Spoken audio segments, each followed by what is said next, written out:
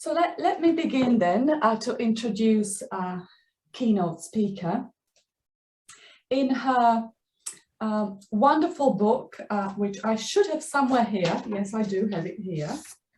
So, A Theatre of Affect, the corporeal turn in Samuel Beckett's drama, Charlotta Einarsson says that immersion in Beckett is, and now I quote, painful yet pleasurable experience rather than a mental exercise. Now, I had a chance to live this statement before I had an opportunity to engage with it through Charlotta's work.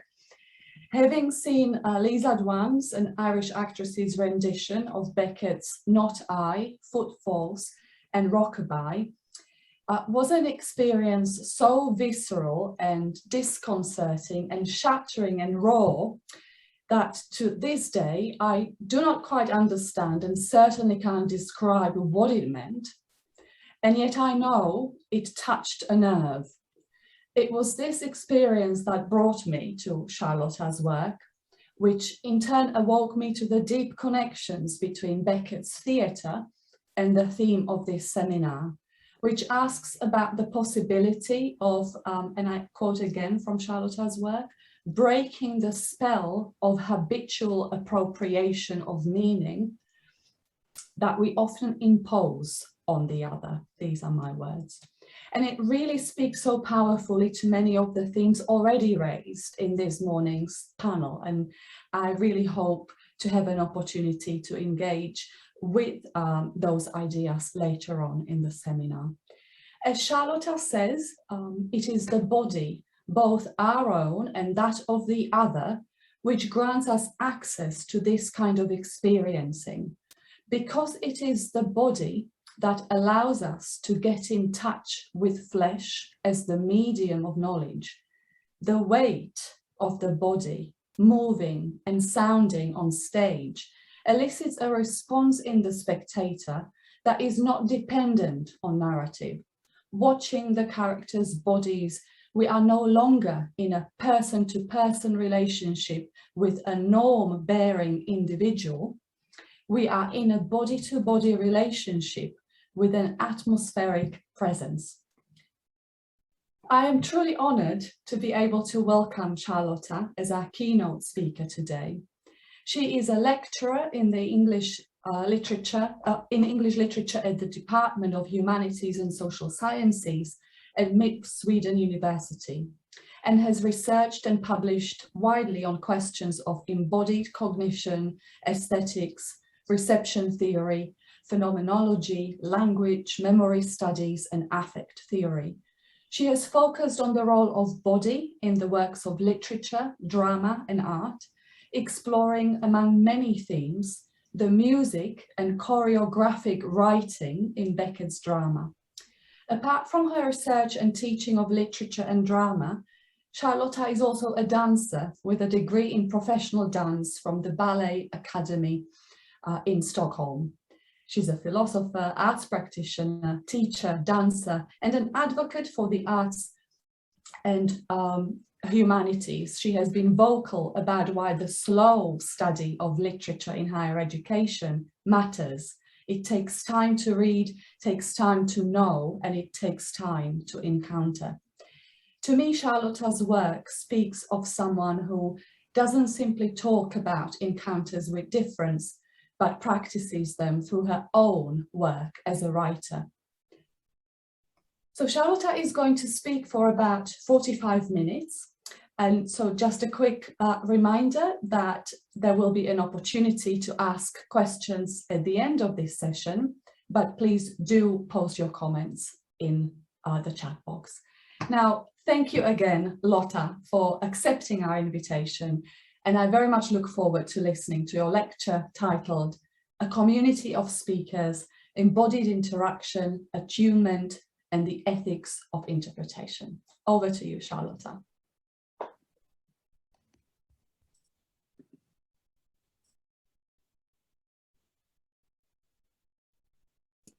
Sorry, Charlotta.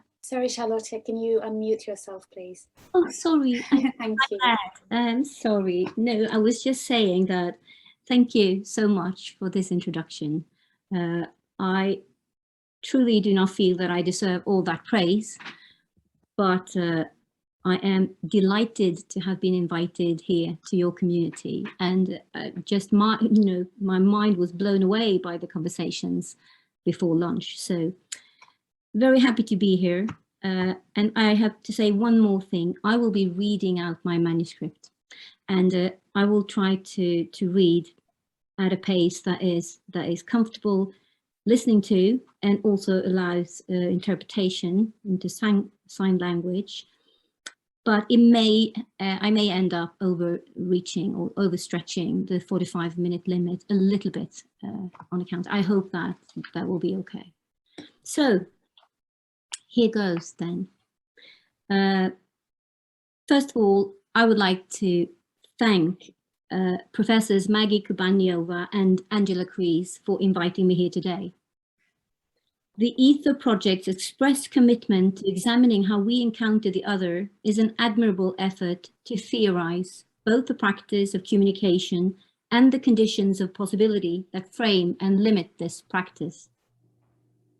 The project's stated aim to establish, quote, new frameworks for engaging with difference, unquote, also truly resonates with my own interests, and I value the opportunity to participate in this conversation here today.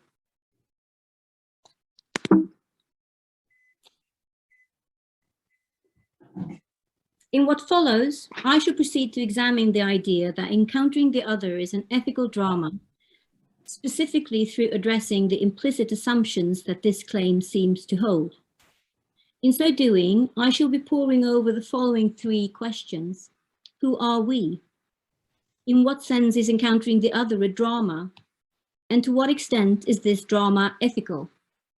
Having said that, I will also venture to make some claims of my own. The title of my talk is A Community of Speakers, Embodied Interaction, Attunement, and the Ethics of Interpretation. And as this title hopefully indicates, I'm interested in what is at stake in making claims. A claim can of course be a verbal statement, yet, as I shall also move on to suggest, to make a claim is also to create or to produce something. It has practical implications. It could provisionally be noted that the very act of framing the issue of encountering the other as an ethical drama speaks to an understanding of encounter as related to conflict, to performance, to difference, and to ethics as a realm within which difference can be evaluated, or so I believe. In any case, there seems to be important issues at stake in the ethical drama of encountering the other. For instance, justice, equality, responsibility, and perhaps even the issue of truth. The notion that encountering the other could be conceived in terms of an ethical drama clearly opens up many pathways for thinking about self and other. And the title of my talk should be seen to trace my own thinking around this insight. I can only hope that what I have to say will resonate with the concerns of you who are present here today, and also with Ether's project aims. My talk is divided into three main sections, each focusing on what it means to encounter the other on a structural, ontological, and ethical terms. Over the course of the talk, I turn to address how these various perspectives coalesce and are negotiated in interaction. Finally, I'm framing the ethics of interpretation in relation to Kierkegaard's aesthetic theory, Karen Barad's ethics of entanglement, and Simon Critchley's concept, adversary reasoning, as all of these notions seem to provide openings onto an ethics of interpretation. In thinking about the issue of the ethical drama of encountering the other, I have thus drafted thinkers whose ideas are able to explode conventional thinking. I shall therefore not be discussing the structure of claims as arguments supported by evidence, although I will address the rhetoric of attunement to suggest that communication entails attuning to shared underlying assumptions of value, and that those assumptions may separate and unite us all in one move. Even so, the foundations for claims are what I'm most interested in. The bulk of this talk therefore focuses on what is at stake in making claims. And what I am most concerned with is with how we can arrive to understand acts of claims making in relation to the pluralism intrinsic to experience. Before I proceed, however, I want to take a moment to outline some of the tenets of my own research into Samuel Beckett's drama, partly because I want to provide a brief background to what I have to share with you today, but partly also because, as Sarah Ahmed reminds us, it matters how we arrive at the places we do. Given that it seems to be my work on Beckett that has brought me in touch with your research community, I would therefore want to say a few words about thinking on his drama, as I believe it may have relevance for the issue of encountering the other more broadly. Much of what I have written on Beckett's drama has focused on what it means to experience the often ambiguous, minimalistic stage presentations that comprise performance. I have suggested that his drama generates a crisis of interpretation, specifically through its focus on peculiar physical movements that I have labeled mismovements, for want of a better word. According to Beckett, it is all about failure. There is a famous quote from Wordsworth Who that says, "Ever tried, ever failed, no matter. Try again, fail better." Beckett's drama seems designed to disappoint. The body in Beckett's drama draws attention away from words towards the shape and sounds that appear as characters move on stage. And in so doing, I have suggested, it undermines language and linguistic notions. At the same time, the poetic images that emerge through his movements, they seem to do so only through being performed. That is, these images only emerge as performed, not about something, but that something itself, as Beckett himself famously quipped about James Joyce's work in progress. These presentations do not have their meanings determined in advance. The poetic stage images in Beckett's drama therefore seem dependent on the techniques that produce them. For example, isolation, stasis, fragmentation, disappearance. And they also have the power to become significant in many different ways. Not what mismovements mean then, but their potential for becoming meaning is what I have been trying to address. Structurally, Beckett's drama is characterized by incompleteness. It does not tell us what to understand or think. It's not didactic, at least not in any conventional sense of the word. Rather, it invites spectators to pay attention to aesthetic aspects of performance, for instance, shapes and sounds, and to engage imaginatively and creatively in thinking from such experiencing.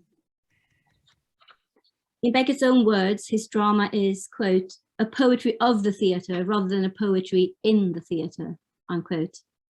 Meaning in this context depends less on whether or not we are able to decode stage images and more on our ability to tune to their appearing as open-ended and ambiguous poetic manifestations. My work on Beckett therefore takes place on the cusp of the experience-content division, not least since my emphasis on experience includes taking embodied cognition into account.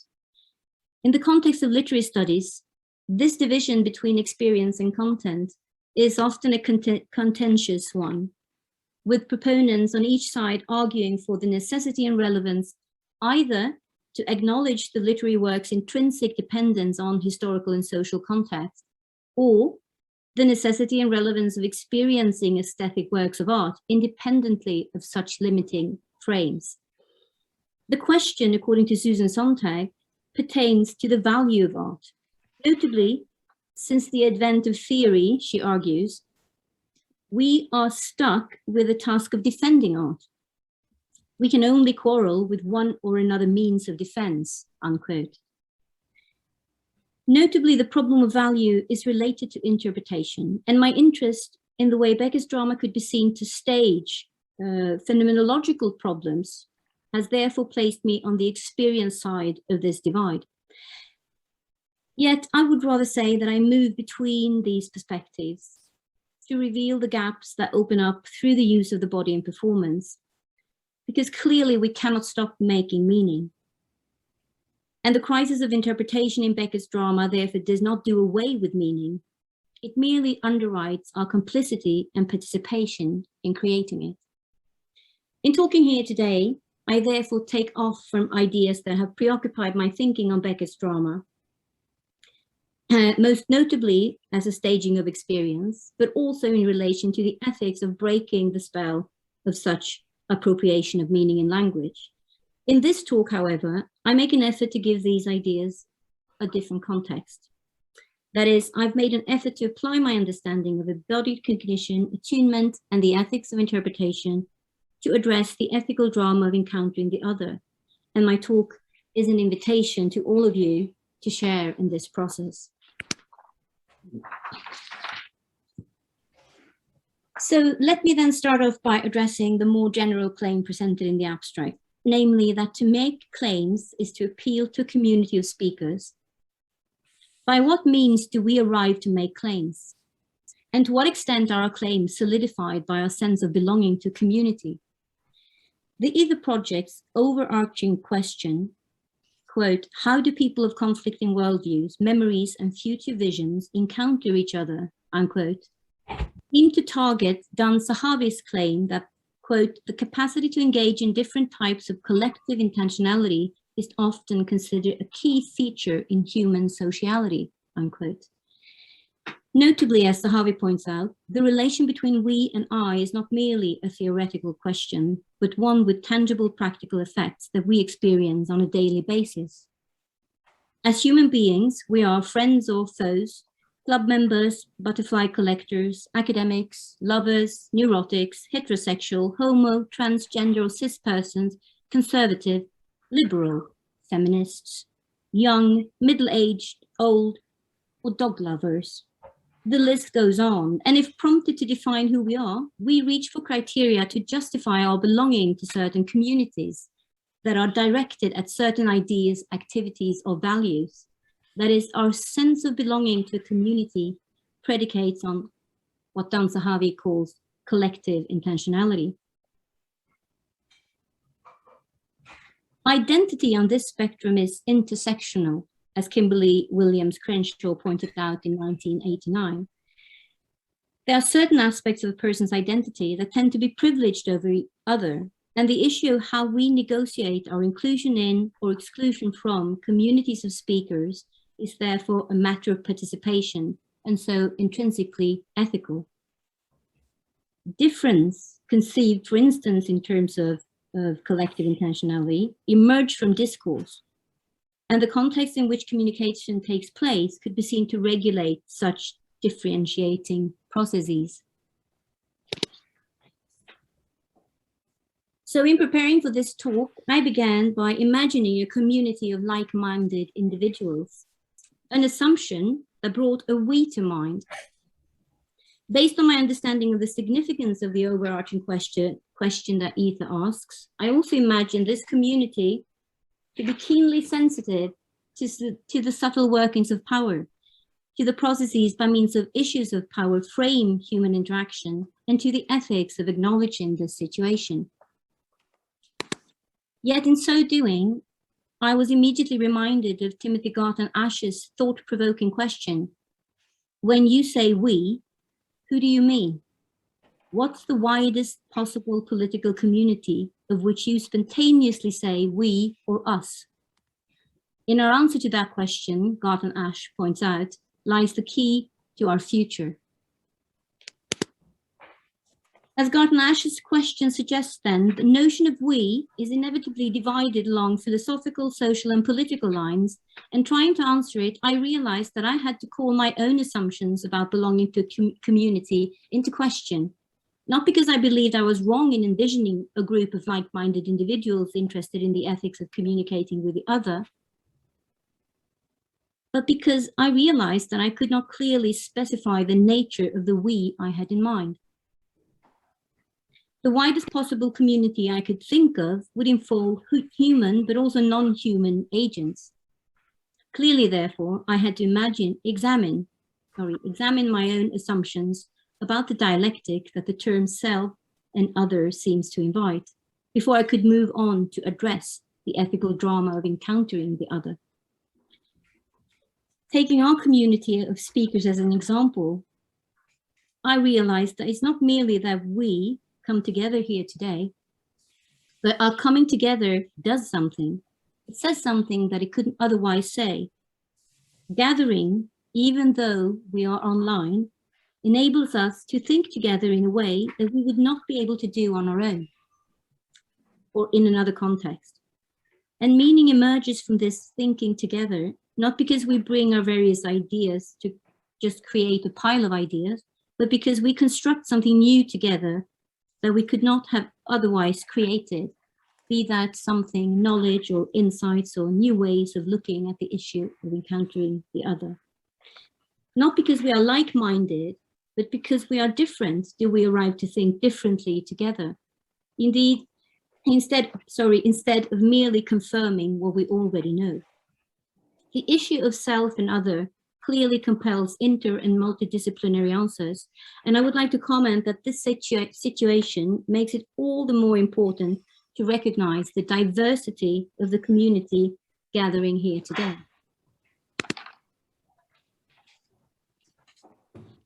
Even if our gathering does not symbolize or illustrate anything, something is still taking its course. Because diversity is integral to sense-making. Gathering, we seem to feed off each other's energies, and there is really no way of telling where an idea originates, how it may develop, or where it will end. Of course, conventionally, difference is related to language, to religion, to social ways of organizing life, and these structures are in turn related to value. Viewed thus, difference is allied with the discourses that produce it and emerge in the collective intentional attitudes of social life. Tensions between communities also often emerge from claims to value, one community claiming that their values are better or more principled than those of another community. The ethical drama of encountering the other is therefore framed by a range of aspects relating to the very fundamentals of human being in the world, to logos or discourse as the basis for producing a radically exterior other who is per definition not the same as us.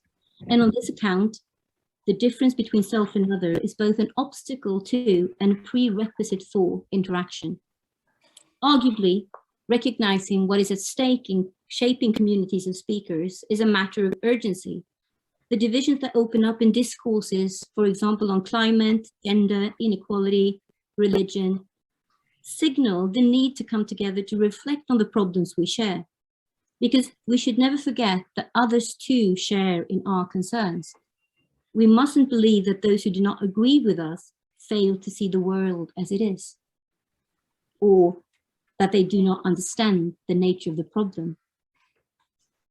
But how then can we tune to each other's perspectives? Perhaps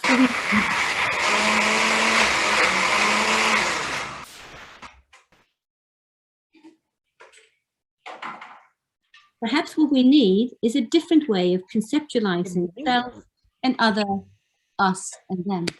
Boo-boo-boo-boos.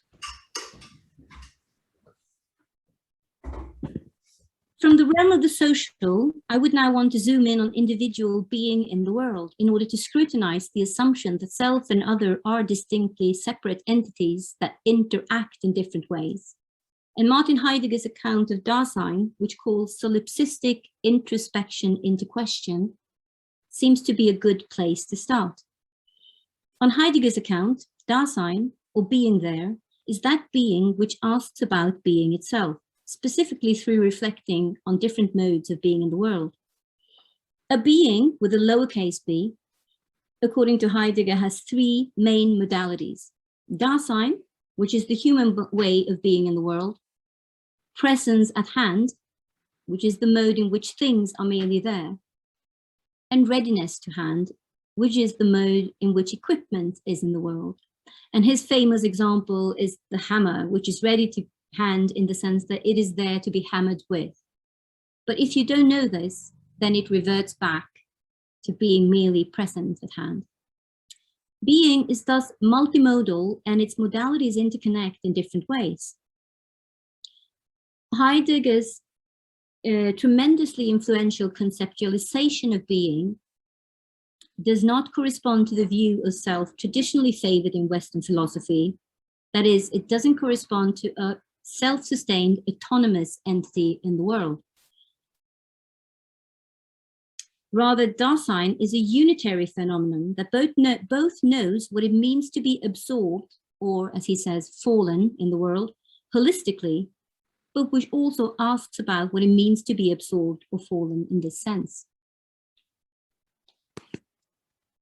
Notably, in New Materialism, an offshoot of Heidegger's account of being, one could say, provides fruitful perspectives on the issue of self and other. And Karen Barad is one of the foremost scholars in this rapidly burgeoning field. According to Barad, quote, "We are part of the nature we seek to understand," unquote. We must therefore begin to reconfigure our complicity in the world as we are integral to the problems we face. The point, however, is not to eliminate difference. It's to understand the forces that produce difference. Moreover, Barad explains, the forces that produce difference are not interrelational, they are intra-relational. They emerge within instead of between phenomena.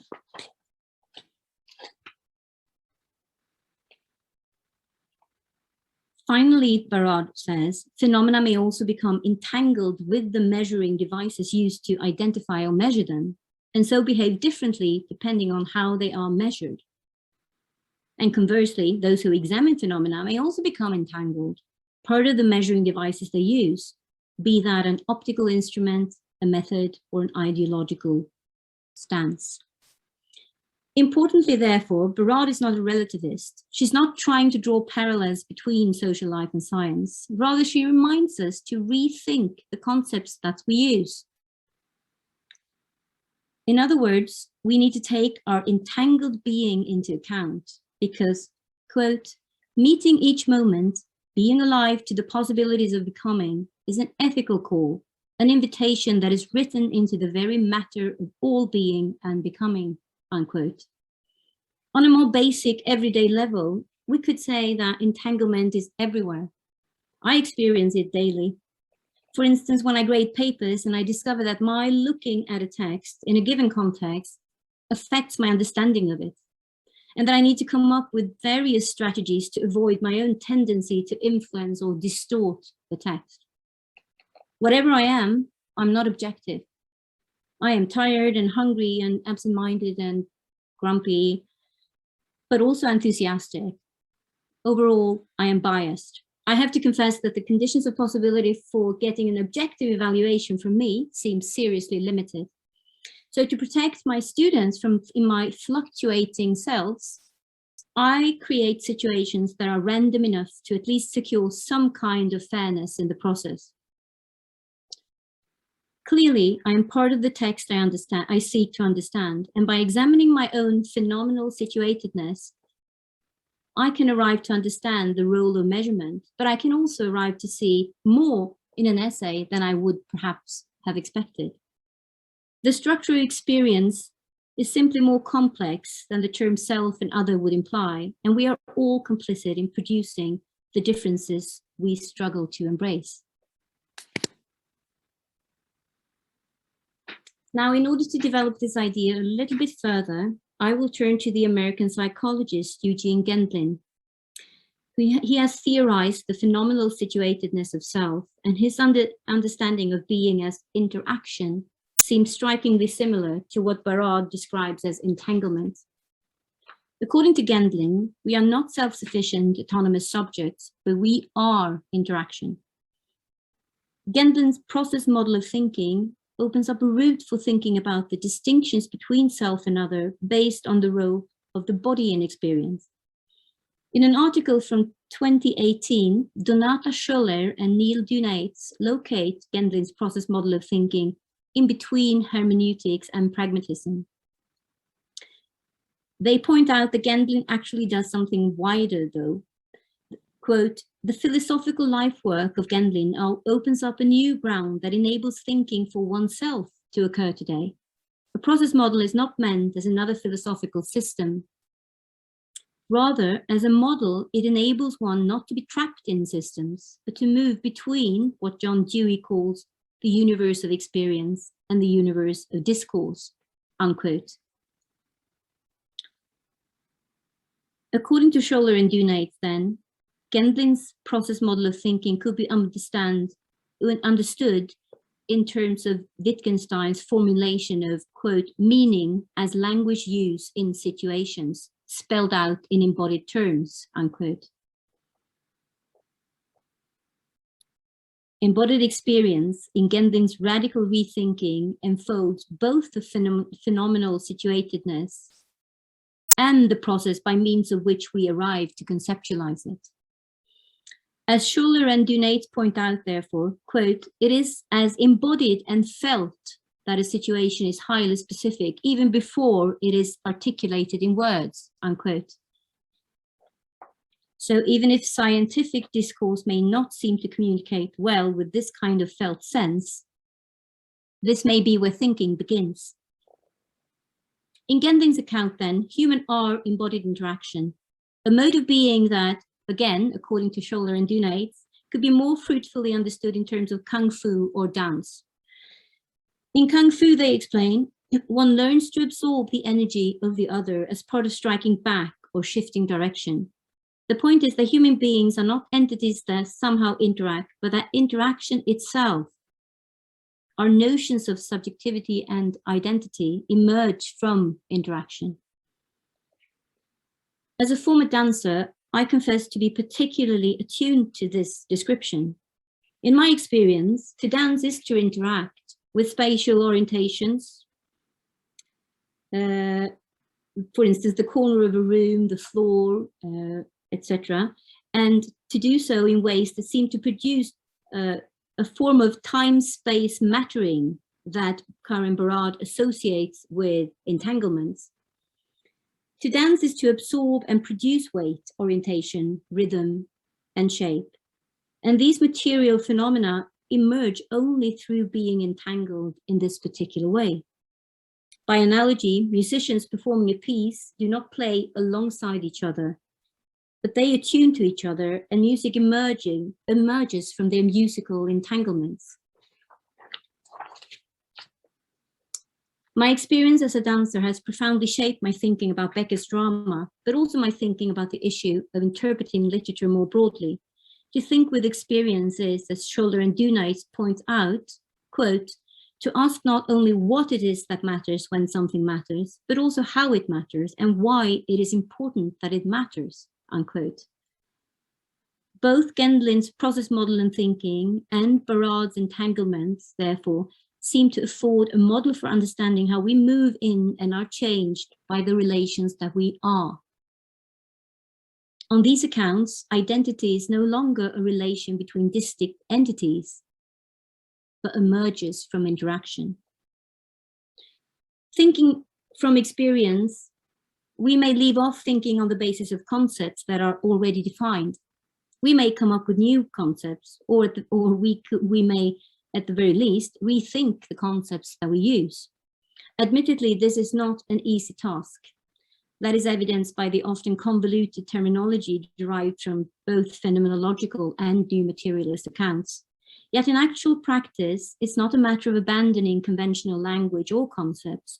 Rather, it's about attuning to what we mean when we speak, to call our own assumptions into question. Indeed, as Scholler and Dunates writes, quote, in these interactively responsive processes, there is something surprising to be discovered. With Stanley Cavell, one might describe it as finding one's own voice, unquote. Among the fascinating aspects of language is its capacity to cultivate communities of speakers who share a notion of reality based on the ontologies and epistemologies that underpin verbal interaction. And if the distinctions between self and other on closer inspection seems porous, then this recognition should affect our use of language, or at least frame our efforts to communicate with each other.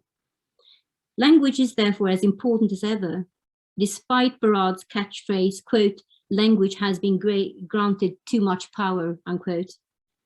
The emphasis on embodied cognition does not deny the significance of language. It only insists that we rethink our processes of sense-making.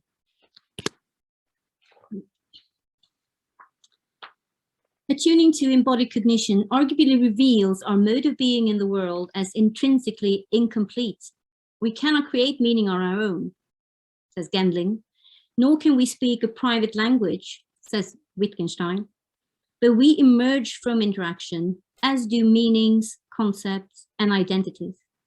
Attunement to embodied cognition is therefore an important potential resource for thinking and for communicating with the other. According to Gabriel Carter, the reason why the idea of attunement is so important in new materialism is precisely that it emphasizes the intrinsic interconnections between self and other, human and non-human, subject and object, and that does so in a way that is rhetorical. As Carter suggests, quoting Lydia Walsh, an inability to attune is a rhetorical failing. Even more specifically, he explains, quote, attunement offers the individual entangled within an assemblage a practice, not a task with which one could complete, but an ongoing practice of interrogating one's own complicit participation via their practices in the becoming of an assemblage, unquote. Basically, we must attune or fail. And not being able to attune not only means failing to communicate with the other, it could also mean shutting people down. To be attuned, then, is to participate and share in the production of meaning. And as Jane Bennett explains, this is also to participate in the ongoing creative processes that constitutes various modes of being towards others. That is her quote, being towards others. As such, one could say that it also approaches what Richard Kearney terms being towards others, a mode of being that, quote, in itself is an ethical gesture of welcoming what is different, unquote. In making claims, we are thus appealing to others to share in our understanding of the world, to see our reason and commitment to certain values. And the wider context we can imagine for our claims, the more universal they seem to be, and the more universal, the truer they also seem to be.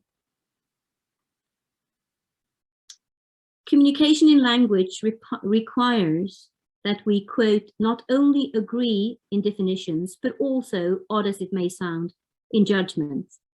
That quote was from Wittgenstein's Philosophical Investigations. That is to say, the prospect of successful communication, it rests on our agreement on certain criteria of relevance. And if these criteria do not apply, there will be no basis for agreement. The failure to reach an agreement that could serve as the basis for a claim is therefore an intellectual tragedy, Stanley Cavell points out, not because we've stated something false, but because we realize that, quote, there is no us, unquote. We are speaking into a void, and realizing this may leave us feeling empty, isolated, or scared. Learning that there is no community, therefore, does not merely isolate us from others, but also from ourselves.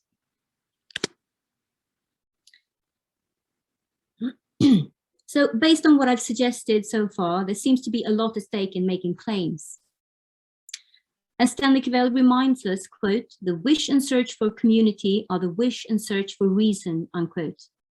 Signaling one's belonging to a group then entails constructing identity through conventional patterns of communication, and as such, it is an important aspect of our collective intentionality. Yet such thinking alike is also what produces othering. In light of this, it seems appropriate to remind oneself that when I present an idea that doesn't resonate with anyone, the problem may not be that the idea is invalid. It may merely be that I'm appealing to the wrong group. Yet, as Barad reminds us, we might also want to ask, what if we were to recognize that differentiating is a material act that is not about radical separation, but on the contrary, about making connections and commitments, unquote. Would such an understanding of differentiating change our understanding of self and other?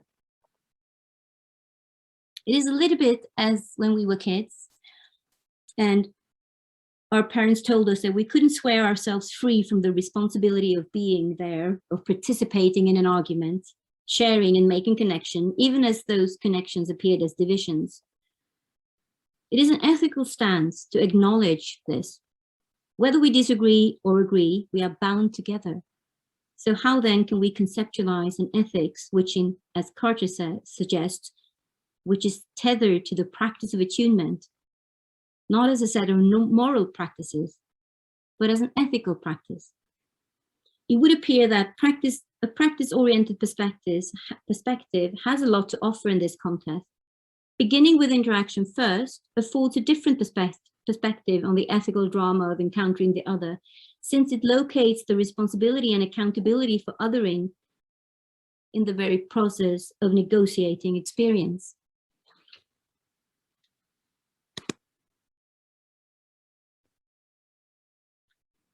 If there is a truth to be told about the ethical drama of encountering the other, it therefore seems highly complex.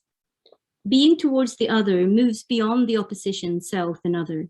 It introduces a perspective that could be seen to overthrow the subjectivity in conventional philosophical discourse, all the while retaining a sense of responsibility, precisely as Emmanuel Levinas suggests in his notion of ethics. Indeed, as Wes Avram says, he, that is Levinas, quote, questions the thinking of being that has formed the bedrock of philosophy and stretches toward the absolute alterity of what he calls otherwise than being, beyond what any thinking can grasp, unquote. In Levinas' phenomenological rendering of the other, being is fundamentally a me ontology, it's a no being. Yet, as Barad shows, building on Levinas, we are also complicit in producing the divisions that separate this non-being from others. So how can we reconcile these perspectives? Perhaps Søren Kierkegaard's ethics may provide some insights. According to Kierkegaard, grasping the truth means to be aware that something is concealed, a stance that takes irony to be part of truth in the romantic sense of having, quote, a hidden meaning, or an awareness of hidden meaning, unquote. Kierkegaard's own example is famously the story about Abraham and the sacrifice of Isaac. In Kierkegaard's reading of the story, the complexity of truth is multidimensional. And this quote, copied in Robert Trexler's review of Stephen Prickett's narrative Religion and Science, illustrates his point. Each is good in itself, but is fatally and ironically undermined by the next. Thus, what he calls the beautiful story of Abraham and his son Isaac on Mount Moriah must stand criticism from an ethical standpoint. Is it ever right to practice human sacrifice? But in turn, the ethical is undermined by the religious, in which God's will, however mysterious, is seen to prevail. Each level is wholly incommensurable with the others. Yet, as each higher stage is reached, the earliest stages, which originally looked like ultimate values in themselves, are reinterpreted and revalued. As Robert Trexler explains, quote, the aesthetic in Kierkegaard cannot ever be subsumed into the ethical, nor the ethical into the religious. Different perspectives coexist.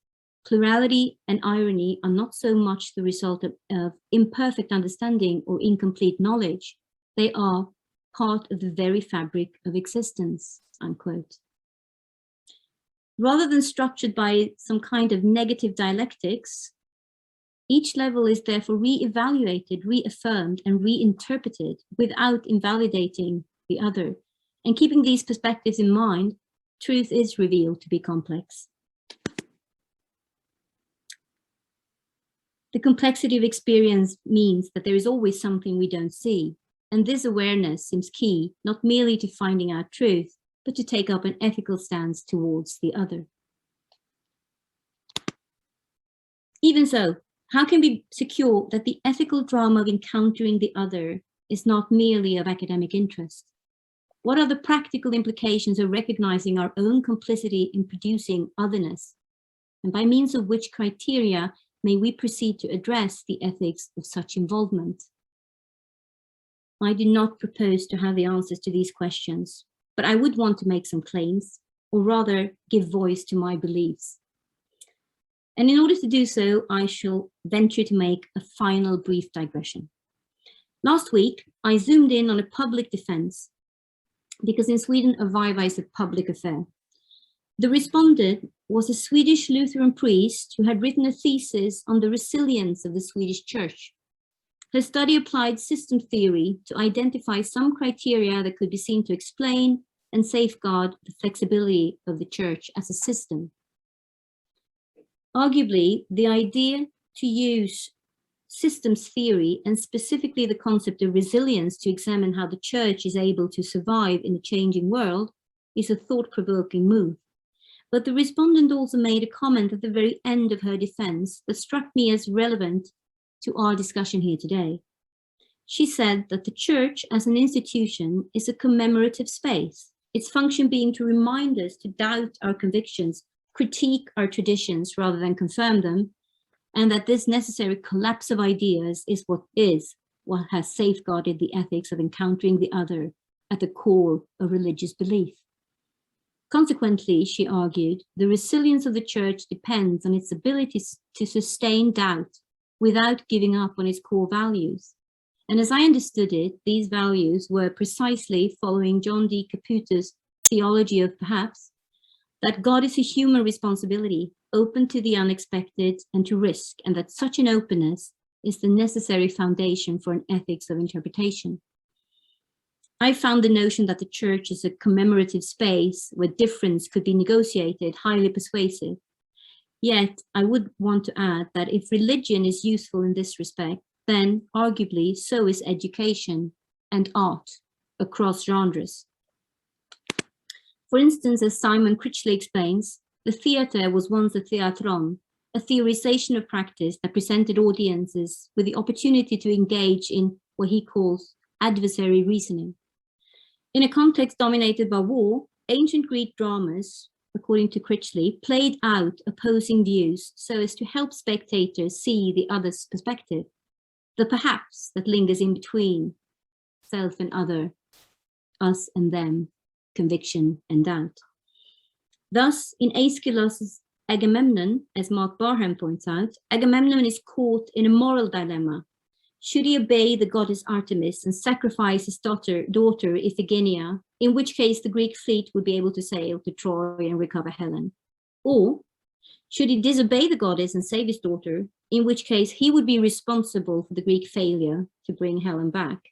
A failure that would also entail failing the god Zeus's loyalty test, because Zeus was the god whose authority had been violated by Helen's abduction and whose honor the mission intends to restore. Agamemnon's dilemma, similar to Abraham's, could be seen to open a route to experience the complexity of truth. Notably, says Critchley, the dilemma presented in Greek tragedy produces a situation in which opposing views are made understandable and difference to some extent cancelled out, or at least undermined. Because as Critchley says, if every option seems both right and wrong, then what should one do? By means of adversary reasoning, audiences were therefore invited to recognize the validity of perspectives, even if they didn't share in them. And adversary reasoning could perhaps therefore also be seen as an ethical practice. The ancient tragedies negotiated difference by means of enfolding a multiplicity of perspectives. Notably, however, as William Connolly points out, any claim to pluralism is not simply a claim about, quote, a tolerant form of life, unquote. This is not some form of relativism, but rather it is an invocation to rethink our complicity in producing difference. In other words, we are intrinsically part of the conflicts we seek to solve, as well as of the discursive context within which these conflicts are shaped. So, perhaps getting stuck in between opposing views is not necessarily a bad thing. Indeed, getting stuck may force us to stay with problems, prompt us to dwell in ambiguity, and such dwelling often allows us to see things we didn't see before. Drama and artistic manifestations more broadly afford such opportunities. They prompt us to acknowledge and affirm the potential for being otherwise.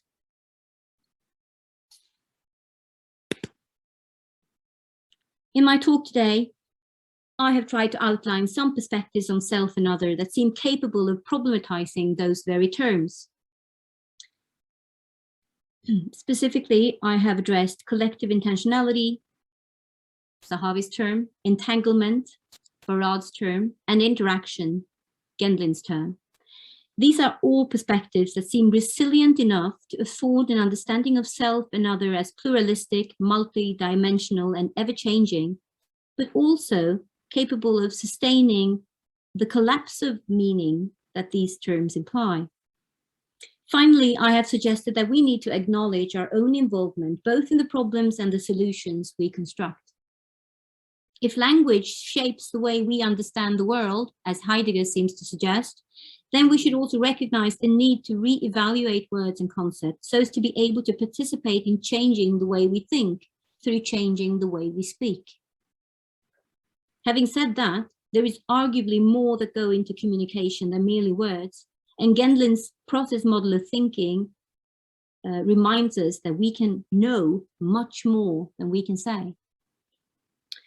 So to go back to my reading of Becker's drama, I would want to say that it offers spectators precisely an opportunity to recover their sense of belonging to the world, and with it an opportunity to rethink and re-evaluate language. The body in Becker's drama emerges in between the descriptive and the hermeneutic to call language into question, as well as the grounds on which claims are made.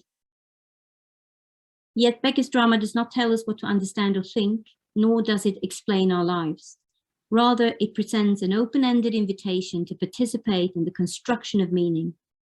In other words, Becker's drama seems to offer up a range of embodied experiences to be imaginatively inhabited by spectators.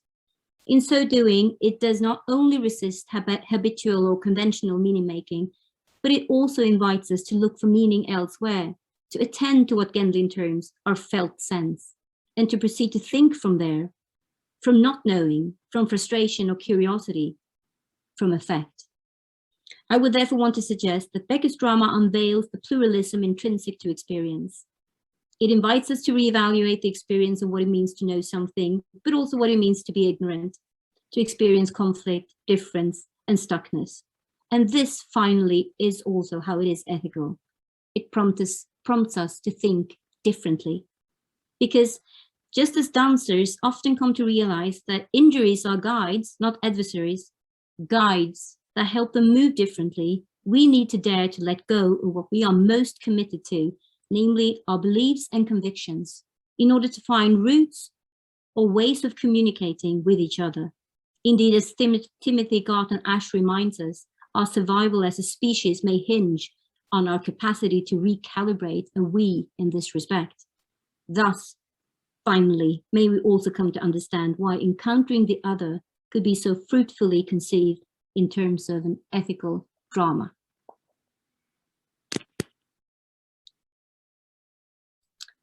Thank you for listening. Thank you so much, Charlotta. If I can, maybe I can just ask you to stop sharing your screen and we can go back to the gallery view so we can see each other. But yeah, thank you for such a rich, almost like a journey through so many different ambiguities that we have been dealing with throughout the seminars. You have touched on many important concepts, and I think there will be lots of ideas in the discussion, so I will open up the space very soon. But I just really wanted to offer kind of my response. I mean, there's really so much, and just going back to maybe your last point, because yes, Beckett is what brought you to me in a sense. And I think that possibility that Becker's drama, or any drama that does this, and any literature, any art, any, in fact, education, as you rightly pointed out, this opportunity to recover a sense of belonging, but also to kind of recalibrate that we have touched on those tensions. Really frequently we have come across the concepts of sameness and difference, and you have put it really beautifully, I think, for me. I mean, I'm just really speaking for myself here, but really that idea of differentiating, and how, you know, we use the term the other, and of course that comes from Levinas, but lots of us have really interpreted the other through various social categories that make sense to us. But that idea that differentiating is not about radical separation, but about connection, and that's exactly what the other means in the network's title. So thank you again for reminding us of that dynamic. And I just was reminded, as you were talking, of many presentations this morning. Actually, I was thinking of Elisabeta's frustration, and, you know, that idea of discomfort, and what do we do with it? And maybe that's the kind of space that, again, your approach helps us to appreciate and hold.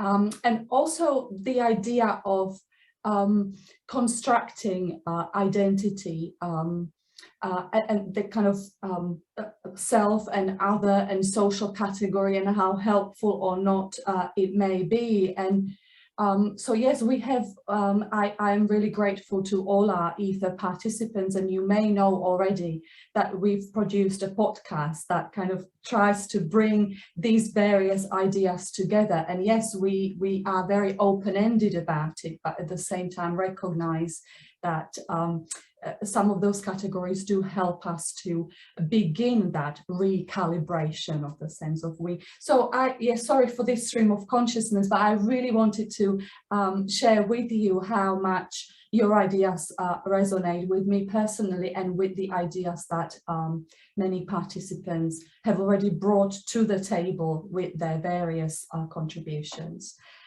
So I would, I think, at this point invite people to ask questions, make comments. So you can raise your hand, or you can post in the chat. I can either invite you or read your question for you, as you prefer. So over to our participants.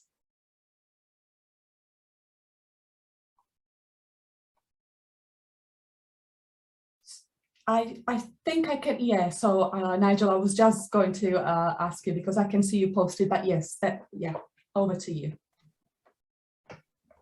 Thanks, Charlotta. That was very wide-ranging and stimulating. I had two responses. The first is a query, which is in line with Levinas and also Simon Critchley. I wondered whether interpretation could ever be deemed ethical, because interpretation is always going to be a reinstatement of the interpreter's order of the same, and thereby will subvert the other's secrecy of subjectivity. Which ethically must be preserved, even at the expense of ignorance. So I wondered how you deemed how you imagined interpretation could ever be ethical. How one shouldn't replace interpretation with an ethics of ignorance, and a practice of silence and letting be. Well, thank you for a very difficult question. I agree, it's difficult to think about, because you don't want to appropriate somebody else's perspective. As I understand you perhaps want to leave space. But I would say that in this speech, and also if I just sort of looking back at how I have interpreted Beckett's work, for instance, I see it as it's precisely because it is so difficult to avoid interpreting. We always construct meaning, and we construct meaning immediately. Sort of phenomenologically speaking, we are in the natural attitude. Everything we see is meaningful to us. So an ethical stance is to try to be reminded of that, to try to take a step back. Of course, we cannot sort of assume some kind of objective perspective in that sense, outside of the context we are immersed in, but to at least keep that in mind, and keeping in mind that even this is a perspective that we take up. So it's a very difficult thing to negotiate, but I would say that just keeping this in mind and is a way to approach an ethical stance to interpretation. I don't know if that answers your question at all, but that's the Yeah, so irony rather than interpretation. Can I also mention something else that I found stimulating when you were talking about fairness? You said that you could imagine art as something that existed beyond limiting cultural frames, and then you went on to say that that randomness, that making random situations might be a means to overcome personal bias. So I'd like to hear you say more about the construction of randomness, which could be said to be a version of irony, where you stand back from your assumptions and values and imagine yourself and the world other. That, I guess, is also a route to randomness. Yeah, I mean, I said that in relation to my own grading practice, if I recall. And what I mean that, again, I don't believe I can be completely objective, but I believe it's important to remember that.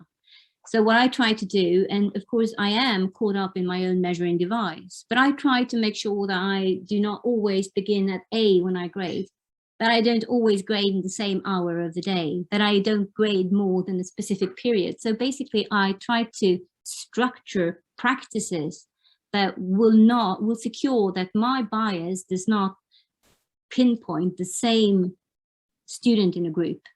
You know, that not the same student in a specific group will be in the receiving end of my bias. So that would be one way. That's why I mean random. Now that is, of course, you know, how random is that? It's still me that construct these strategies. But those kinds of strategies are in a way parallel to what I suggest that Beckett is doing through the term that I use, mismovement, knowing that this is it's a difficult label, of course, because it does suggest already some kind of perspective on movements as natural versus unnatural. And so it's a difficult term already to use, but the idiosyncratic movements that Beckett stages in his performance is also a strategy. To take a painting and turn it upside down to see things differently is a strategy. So trying to be reminded I may need to develop certain coping strategies to at least keep in mind that my way, my meaning, my way of approaching the world and taking it as a given, it could be otherwise as well. Thank you, Nigel, and thank you, Charlotta, for responding to that question. Pari, would you like to ask your next question? Thank you, Megan. Thank you so much for a really, so many ideas that I'm just mulling over. I'm just thinking of the things that you said separately about interpretations and interactions and intersectional identities, and just how people's interpretations would, like in literary studies or media or just life in general, would depend on their different identities that they inhabit. So as an educator, I'm just curious, and I'm wondering if other people's interpretations based on backgrounds that you may not share have influenced your own interpretations in like the books that you read, or like either students or things that you've encountered online, like, or in newspapers and media. So basically different interpretations, have they ever influenced your own to look at it from another perspective? Thank you for that question. Just to check that I understood you right. You are asking me if I am aware of certain things that influenced me more in my way of thinking about identity and communities and students or cross-sectional identity. Sorry, I wasn't as coherent, I think, as I was. So I was just wondering if you found your interpretations of something influenced by something you read from either a student or somebody online or whatever. So your interpretation would speak to your background, obviously, but maybe another interpretation based on somebody else's different identities. Have they influenced your own understanding of a text in a way that you found interesting?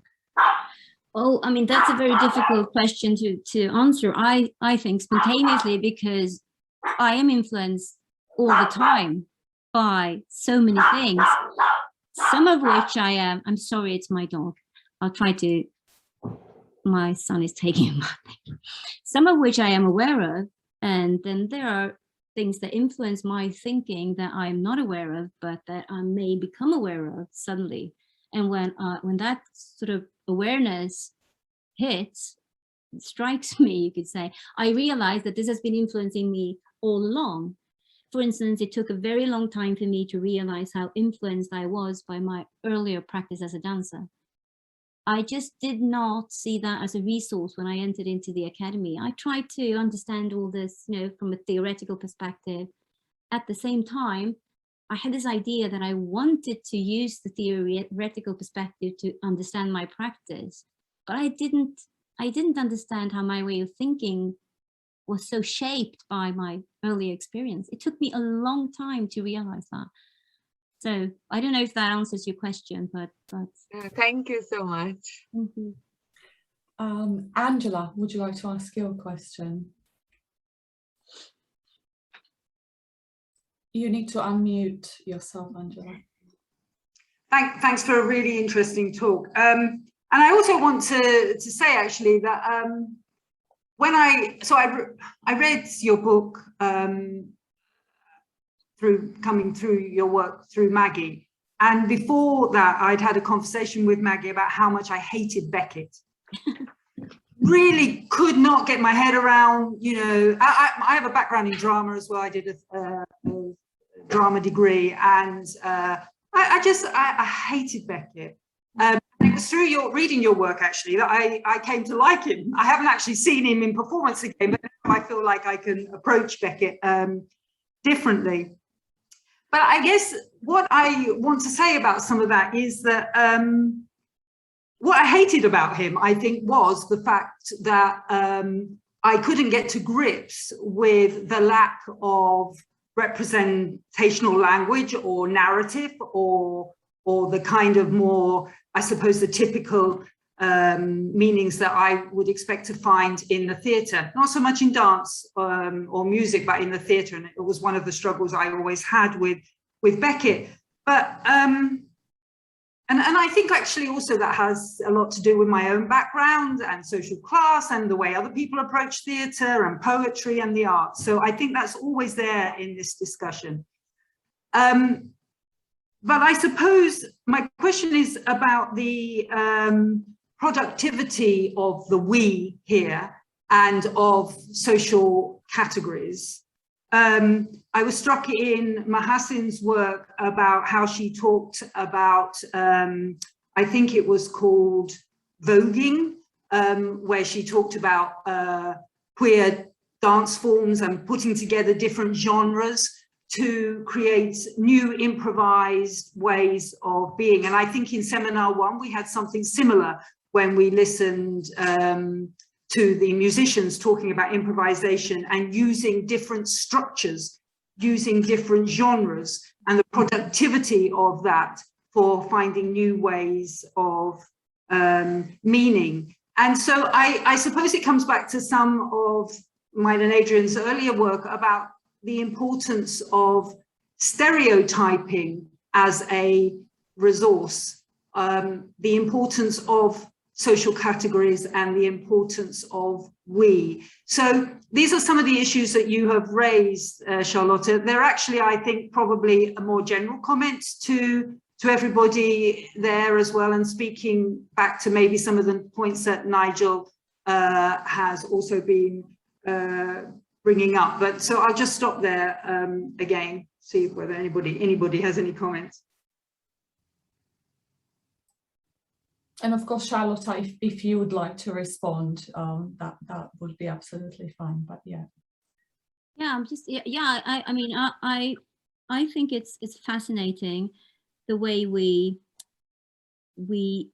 tend to identify with groups, and I can understand how it can be productive to use strategies, as I said before, but to use them both to inflate them and to think from them, you know.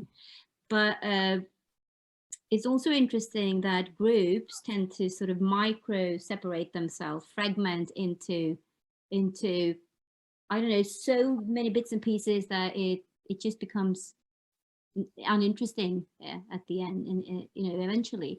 So I mean, it's also perhaps a question of how we relate to authority, to language, to the shared values we have, to sort of be able to oscillate between undermining, challenging, but also using ideas, concepts, beliefs, values as resources to think from. I think this thinking from experience is important. But I don't know, this is just merely a comment, but it's not an answer to a question. But I think very much that we can't sort of abolish everything that we are living in. It's not that.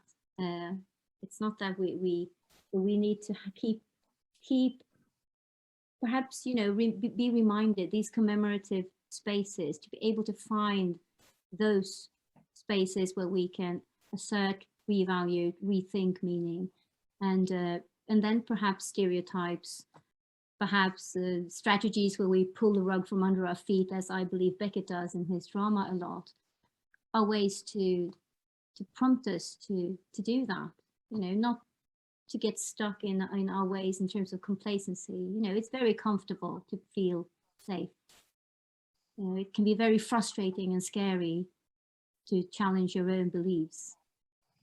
So yeah, that would be just a reflection on what you said. But, Thank you. Steph, you're next on my screen. All right, well, so many thoughts, and it's just, I'm so privileged and honored to be part of this. I don't know how I found you guys, but I love it. I'm thinking about, I'm more practically minded. So, I mean, I love the philosophy and I love the ideas and the thinking, but I'm like, so what? And now what? Like, what does it mean, right? And I really appreciate the examples you gave, Charlotta, just about like how you do grading to like interrupt your own flow so that you don't perpetuate, you know, a bias or whatever. And to me, what you're talking about there is the interaction, which is, of course, part of what you talked about. How do we shift out of our authority of our thinking and our selfhood and our use of language to, it's actually about what's happening in between. And Gary was interpreting at that moment when you were talking about that, and the way he framed in ASL that section was just beautiful. So I love that one of the things that's happening here is multiple languages, right? 3 languages happening concurrently. And then what happens though is we get locked into the form, right? So the form is English. The form is spoken English, you know, and it's an academic lecture, and you know, there's turn taking, right? There's like all of these pieces, but the is the interaction. Anyway, I'm like, there's the practical level. How is it even? Is it equitable? Is it being co-constructed? And so and then I moved into the question that I can't remember who asked it, but about attunement and what's influenced your own thinking. And listening to you, I was like, you're saying things that I have intuited, but I have not articulated. And that part of the humility of being in this experience is, wow, many of you are just able to say things that have just been like latent in my thinking, and to hear them articulated and to experience them as real, because there is a language that can be put to that experience. It's just fascinating, right? So then you have the form, and you were talking about the difference between content and experience, and where do we put that privilege, right? That's something that I look at a lot. We put the privilege on the language and the information rather than on the experience. So if I think about my own attunement, right? Like, I'm attuned to you because, girlfriend, you're saying the stuff I believe, But, and I then think back, what has drawn me along on this path that I've been on? And your notion of mismovement, I understand it implies that there's a correct movement. But it's like, I've always been drawn to these, maybe call them moves in interaction, that have been very puzzling to me. Why are we not in sync? How is it that this is not happening? Why aren't we adapting the form to be more equitable? So I like that. And I think that there's something to look at there that I really appreciate very much. Thank you, Steph. Charlotta, would you like to respond to that in any way? Would you like to? No, I say thank you so much. It is a journey. I too. I mean, what you say when you say that I express things that you have been latent, it's the same for me. It is as if sharing ideas and over time as well. Going back to Parinita's question, over time you realize that there's so much that influences you that you can't really get hold of. And part of why you can't get hold of it is because I'm talking about me, haven't been, you could say, confident enough or open enough to even acknowledge that this is important, because we are so shaped by these stereotypes and these forms and these, we are trained to think with certain concepts, and certain concepts come with, a whole underpinning, an iceberg of values. It's very difficult to not be immersed in that. So, just be grateful when you are pushed or nudged out of your comfort zone.